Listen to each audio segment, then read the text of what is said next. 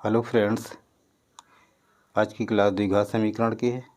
First question हमने लिया है द्विघात समीकरण का व्यापक रूप या मूल रूप निम्नलिखित में से कौन सा है। तो द्विघात समीकरण पहले हम समझ लेते होता क्या है। तो पहले हम देखेंगे एक पदी व्यंजक क्या है। जैसे हमने लिया यहाँ पर x, इसमें एक पद है। अगर हम यहाँ पर x प्लस x और यहाँ पर हम x plus x plus x, तो एक पदी का मतलब क्या है, जिसमें एक पद होता है। द्विपदी जिसमें दो पद होते हैं, और बहुपद जिसमें दो से अधिक पद होते हैं उसे हम बहुपद कहते हैं। क्लियर है। अब हम ये समझ लेते हैं, अगर x प्लस x है तो क्या ये द्विपदी है, क्योंकि अगर x और x जोड़ेंगे तो ये 2x हो जाएगा। अब ये क्या है, एक पदी हो गया। अगर यहाँ पर भी हम ये तीनों x हम जोड़ देंगे तो 3x हो जाएगा। ये भी एक पदी है, भी ना ये दो पदी है और ना ये बहुपद है। काउंटिंग कैसे होती, काउंटिंग इनकी होती प्लस या माइनस, तो वो तो हमने लगा रखा है, लेकिन समान अचर राशि जुड़ जाती है। अचर राशि जो है समान नहीं होना चाहिए, तब ये द्विपदी में काउंटिंग है। अगर हम यहाँ पर दो घात लगा दें तो अब ये द्विपदी हो गया। क्या हो गया, ये द्विपदी हो गया। अगर यहाँ पर हम मान लिया तीन घातें लगा दें, यहाँ पर दो लगा दें, तो अब ये क्या हो गया, बहुपद हो गया। उम्मीद है कि एक पदी, द्विपदी और बहुपदी ये तो समझ गए होंगे। बहुपद का ही रूप होता है रैखिक समीकरण, लेकिन इसमें अंतर क्या होता है। रैखिक समीकरण और बहुपद में अंतर ये होता है, अगर घातें लगी हैं, जैसे x की पावर 3 प्लस x की पावर 2 प्लस x की पावर n, तो ये रैखिक है। क्योंकि जो घातें संख्या लाइन के अकॉर्डिंग होती हैं, संख्या लाइन क्या होती है, 0 से शुरू होती, 0 1 2 3, इसके अकॉर्डिंग अगर घातें लगी हों तो हम उसको रैखिक समीकरण कहेंगे। ऐसा बहुपद जिसकी घातें रैखिक हों या संख्या लाइन के अनुसार हों, रैखिक समीकरण होता है। अब रैखिक समीकरण में घातें निश्चित नहीं होती हैं, कितनी घातें होंगी, कितने पद होंगे, ये भी निश्चित नहीं होता है। अब आ जाइए द्विघात समीकरण पर। तो द्विघात समीकरण जिसे नाम से पता चल रहा है कि द्विघात समीकरण जिस पे घातें दो होती हैं वो द्विघात समीकरण, मतलब ऐसा रैखिक समीकरण जिस पर दो घातें हों, प्लस x की पावर 1 प्लस x की पावर 0। अब इस रूप को हम द्विघात समीकरण कहते हैं। घातें रैखिक होनी चाहिए। x की पावर 0, अगर किसी की भी पावर 0 है तो उसका मान कितना होता है, 1 होता है। तो इसी रूप में x² कोई संख्या भी इनके गुणांक में हो सकती है, प्लस 5x प्लस 6x।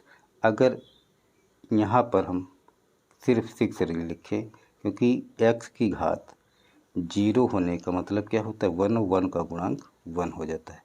तो ये हमारा क्या है, द्विघात समीकरण। घातें रैखिक हों और दो घात हों तो ऐसा समीकरण द्विघात समीकरण कहलाता है।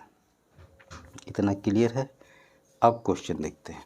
क्वेश्चन है कि द्विघात समीकरण का व्यापक रूप या मूल रूप निम्नलिखित में से कौन सा है। तो व्यापक रूप जो होता है द्विघात समीकरण का, तो ये होता है ax² plus minus bx plus c बराबर 0। ये क्या होता है, मानक रूप होता है या व्यापक रूप होता है या मूल रूप होता है द्विघात समीकरण। जो हमने बताया था, अचर राशि पर दो घातें हों और घातें कैसी हों, रैखिक हों, तो ऐसा समीकरण क्या होता है, द्विघात समीकरण होता है। a b c ये क्या है, ये नंबर हैं, संख्याएं हैं, की जगह पर कोई भी संख्या हो सकती है। और कंडीशन इसमें ये होती, a नॉट इक्वल 0, a का मान 0 नहीं होना चाहिए। अगर a का मान 0 हो जाएगा तो एक्स स्क्वायर का पद भी जीरो हो जाएगा। अगर एक्स स्क्वायर का पद जीरो हो गया तो ये समीकरण द्विघात समीकरण नहीं होगा। तो इसमें कौन सा सही है? ऑप्शन बी सही है, a x square plus minus b x plus c बराबर zero, a not equal zero. अगला क्वेश्चन है, एक द्विघात समीकरण का घात होता है, का या की घात होता है। तो द्विघात समीकरण में हमने अभी बताया कि ऐसा समीकरण जिसमें दो घातें हों और घातें रैखिक हों, संख्या लाइन के अकॉर्डिंग हो, तो उस समीकरण को हम द्विघात समीकरण कहते हैं। तो घातें कितनी होती हैं द्विघात समीकरण में? घातें होती हैं दो। अगला क्वेश्चन है, किस भारतीय गणितज्ञ ने a x square plus b x plus c के रूप के द्विघात समीकरण को हल करने का एक स्पष्ट सूत्र दिया था? इसका आंसर ब्रह्मगुप्त। श्रीधराचार्य ने भी एक सूत्र दिया था मूल ज्ञात करने के लिए। तो श्रीधराचार्य का जो सूत्र था, x बराबर minus B plus minus B square minus 4ac upon 2a, ये सूत्र श्रीधराचार्य ने दिया था द्विघात समीकरण के मूल ज्ञात करने के लिए। लेकिन द्विघात समीकरण को हल करने के लिए स्पष्ट सूत्र ब्रह्मगुप्त ने दिया था। अगला क्वेश्चन है, द्विघात समीकरण a x square plus b x plus c बराबर जीरो के मूलों की संख्या होती है। किसी भी समीकरण को, अगर समीकरण द्विघात समीकरण है तो उसमें मूलों की संख्या दो होती है। जैसे x square plus 5x plus 6, अगर इस समीकरण को हम हल करें तो इसमें x के मान दो आएंगे, x प्लस 3 और x प्लस 2, इसके दो गुणनखंड बनेंगे।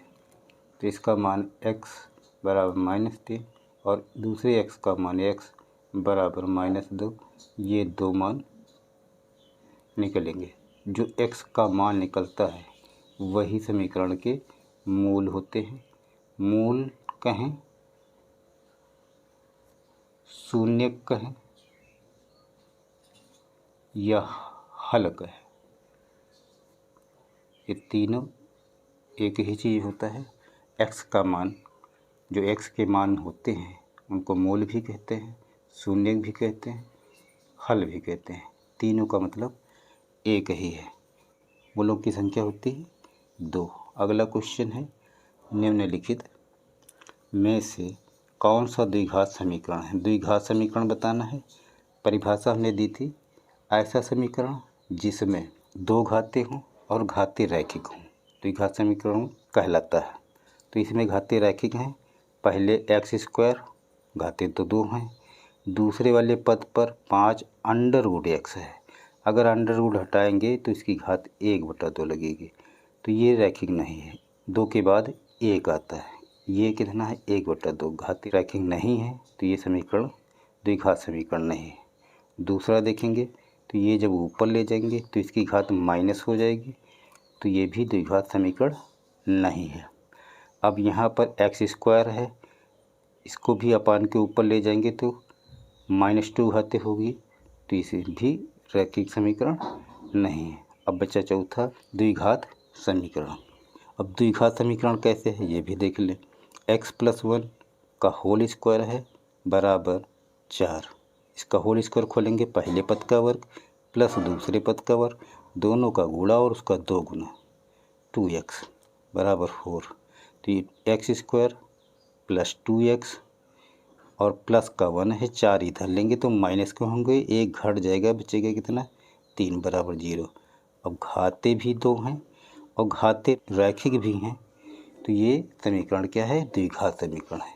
अगला क्वेश्चन है, निम्नलिखित में से कौन द्विघात समीकरण नहीं है?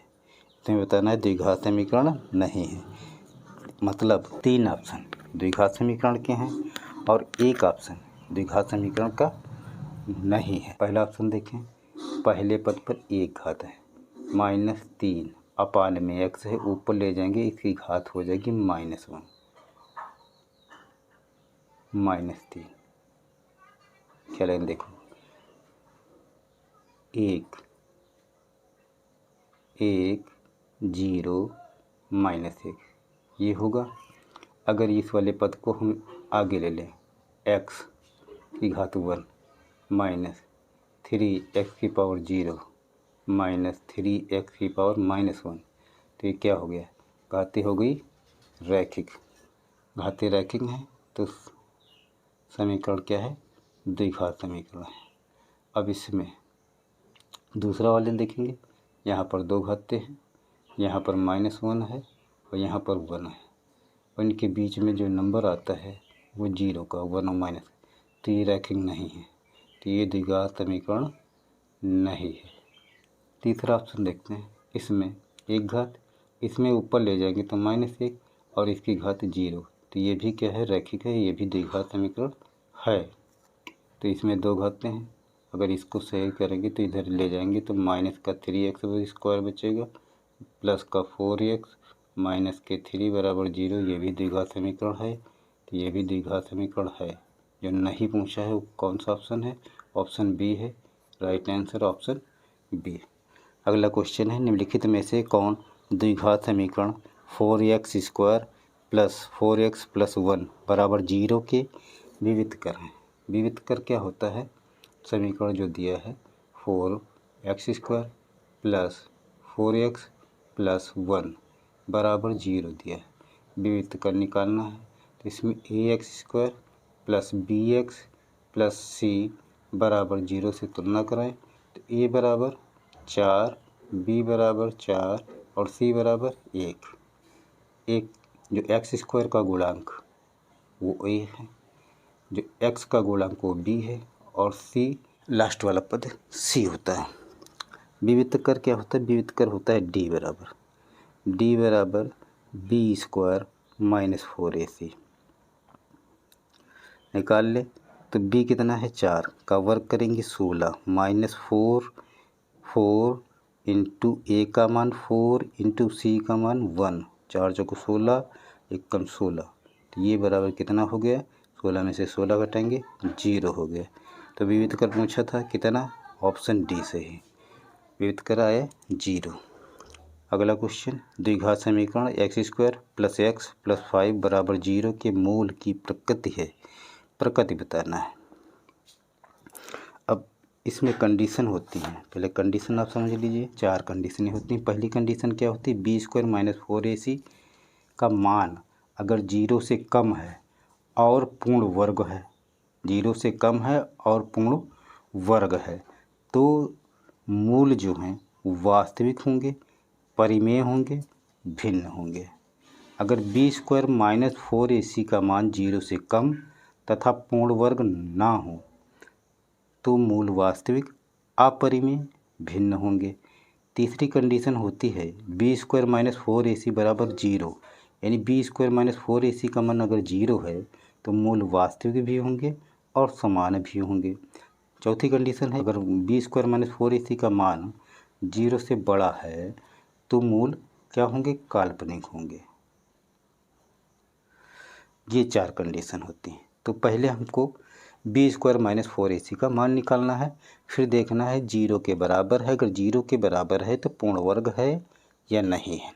अगर पूर्ण वर्ग है तो वास्तविक, परिमेय, भिन्न है।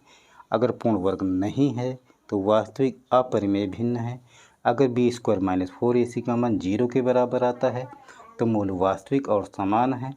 अगर b² माइनस 4ac का मान 0 से बड़ा आता है तो मूल काल्पनिक है। तो पहले हमें b² माइनस 4ac का मान निकालना पड़ेगा इस सवाल में। तो b² माइनस 4ac का मान निकाल लेते हैं, तुलना करेंगे तो यहाँ पर a बराबर 1 है, x² का गुणांक a होता है, x का गुणांक b होता है, तो यहाँ भी 1 है, क्योंकि कोई गुणांक ना हो, जब कोई गुणांक ना हो तो हम 1 ले लेते हैं, प्लस c का मान 0 है, तो हम b² माइनस 4ac निकालेंगे, b² माइनस 4ac, तो ये निकालेंगे, b² है 1, 1 का वर्ग 1 रहेगा, माइनस 4 इंटू a का मान 1 है, इंटू c का मान 1 है। अब इनको हल कर लें बराबर 1 माइनस 4 एकम 4, 4 एकम 4 रहेगा, घटा देंगे तो -3। तो b² - 4ac 0 से छोटा है, -3 आया है तो पूर्ण वर्ग भी नहीं है। अगर पूर्ण वर्ग नहीं है, मूल वास्तविक, अपरिमेय और भिन्न, तो अपरिमेय वाला इसमें ऑप्शन नहीं है और भिन्न मतलब असमान भी कहते हैं। तो पहला ऑप्शन कितना हुआ, वास्तविक और असमान, पहला ऑप्शन सही हो गया। अगला क्वेश्चन है x² + 5x + 12 बराबर 0 का एक मूल निम्नलिखित में से कौन सा है। मूल निकालने के लिए तो सूत्र लगा लेते हैं या गुणनखंड विधि से हल कर लेते हैं।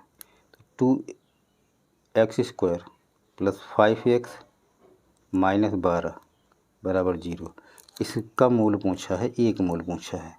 तो अगर गुणनखंड विधि लगाएंगे तो 2 और 12 की गुणा करेंगे, 12 दूनी 24 आ जाएगा।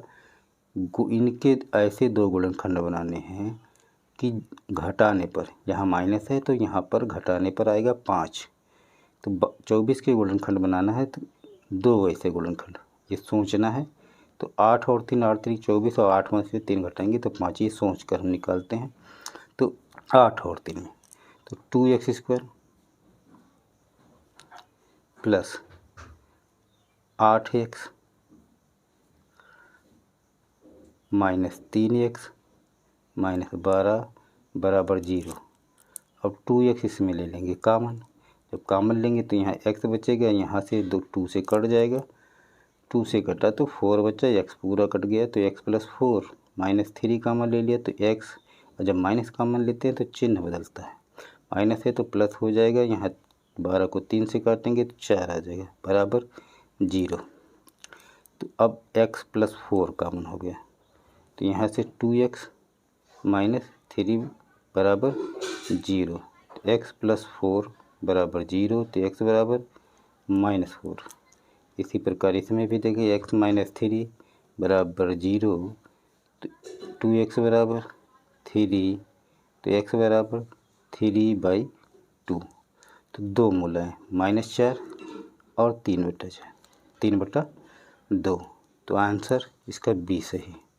अगर क्वेश्चन को बड़ा ना करना होता है तो क्या करते हैं, यहाँ पर 8 और 3 निकले हैं तो इसी में हम भाग करा देंगे। 8 और 3 2 से भाग किया और यहाँ भी 2 से भाग कर दिया, ठीक। अगर ये प्लस है तो पहला माइनस निकलेगा, दूसरा प्लस निकलेगा, काट दें तो -4 और प्लस के 3/2। ये हल करने की हमें कोई आवश्यकता नहीं पड़ती। अगला क्वेश्चन, द्विघात समीकरण x² - 3x + 2 बराबर 0 के मूल है। इसमें भी मूल निकालना है। तो मूल निकालने के लिए अंतिम संख्या के गुणनखंड बनाएंगे। यहाँ पर गुणांक कुछ है नहीं तो गुणा नहीं करेंगे तो 2, गुणा करने पर 2 और प्लस है तो जोड़ने पर 3, 2 और 1 की गुणा करेंगे तो 2 आएगा और इनको जोड़ देंगे तो 3 आ जाएगा। तो ये 2 गुणनखंड बने। तो हमारे पास 2 गुणनखंड बने तो मूल तो 2 ही होंगे, जैसे चारों ऑप्शन में 2 और 1 2 और 1 दिया है। अगर माइनस है तो दोनों मूल क्या होंगे, प्लस में आएंगे। अगर माइनस है तो दोनों मूल प्लस में आएंगे, तो ऑप्शन ए सही। फ्रेंड्स, वीडियो पसंद आया हो तो वीडियो को लाइक कर दें। ऐसे ही वीडियो पाने के लिए चैनल को सब्सक्राइब कर लें। वीडियो देखने के लिए आपका बहुत बहुत धन्यवाद। मिलते हैं नेक्स्ट वीडियो में, तब तक के लिए टेक केयर, बाय बाय, जय हिंद, वंदे मातरम।